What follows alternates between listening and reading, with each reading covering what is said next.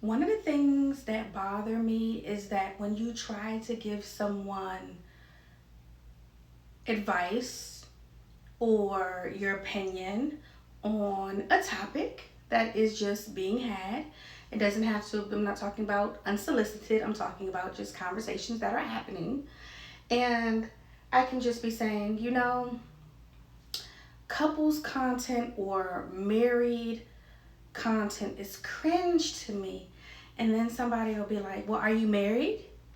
And it's like, what does that have to do with my opinion about the content being cringy? This came up for two different reasons.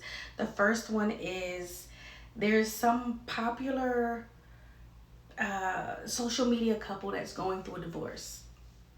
And apparently they are Jehovah's Witness, and that matters to the case because everybody's like, oh my goodness, to get a divorce as a Jehovah's Witness, you have to have done something, da da da da. And other people are like, who couldn't see this coming? Now, to me, specifically about couple, you can see I'm gonna have to fix this somehow because you can see this straight. I was looking like, what is that? Maybe if I sat here, you won't see it. Okay, boom, fixed. Make the hair bigger. Y'all probably didn't even see it, but as the editor in chief and everything in between, I saw that shit after I started recording, so it just is what it is. But I forgot, where was I at? Oh my goodness, this is live, so I can't even just do it. But anyway, with that being said, to me, couples content is cringy, especially when people do pranks or all this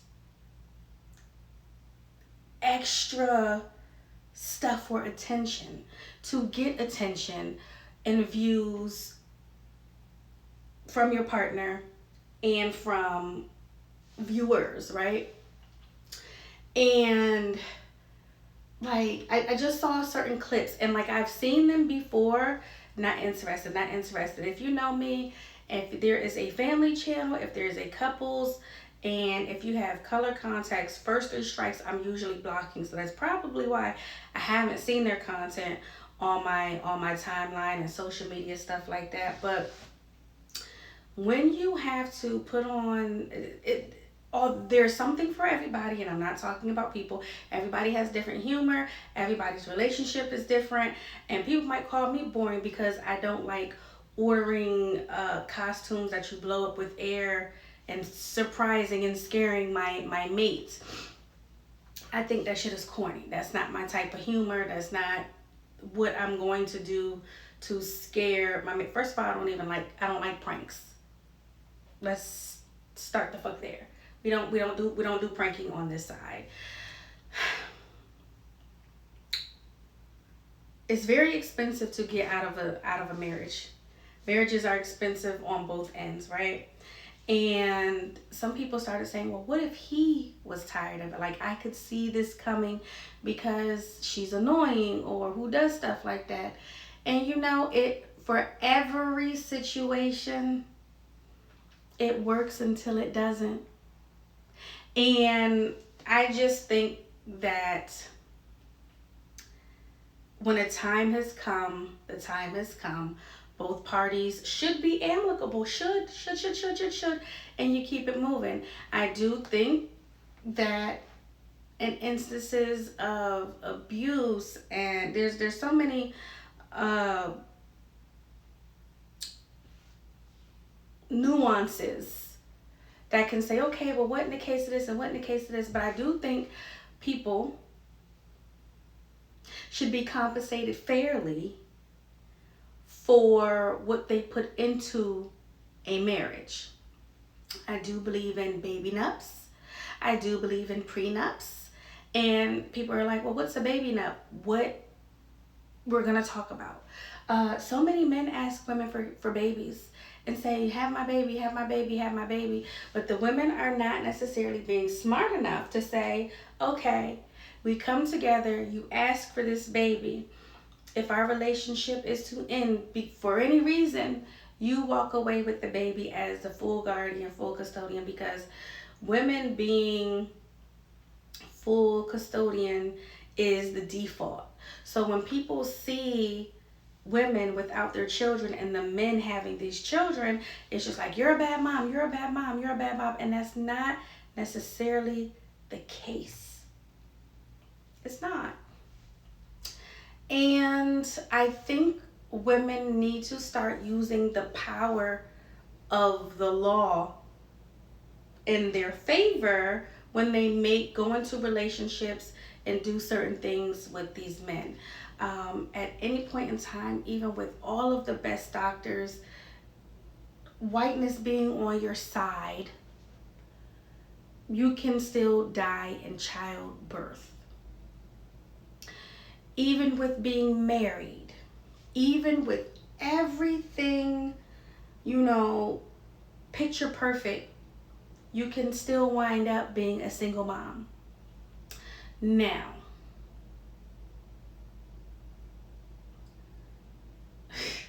I'm just trying to think about, it's so many things. There's so many moms, like I used to, I'm really a trendsetter. Like, two things. If I had my OG Twitter, I'd be canceled. But if I had my OG Twitter, I'd be able to bring up everything. I used to talk about single married moms because I lived with one. I know a lot. And I'm talking about like my godmom, right? Where we're married, but everybody else in the house does things except for this. Like, everybody else in your village is doing things for this baby except for the person that you're married to. And it takes a lot to leave a situation like that, because we are conditioned to marry for love and not marry for money. And to this day, Black men will penalize and degrade you for wanting a particular money rate status in life. And that even if somebody says, I just want my man to make $45,000 a year, somebody making $22,000 a year, now these are very low salaries, and I'm saying this on purpose, somebody making $22,000 a year will say, you gold digging ass bitch.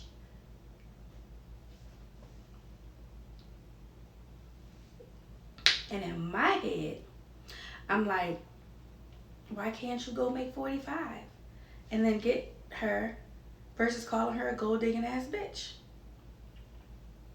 It never, in my opinion, women have had to step up to the plate, right?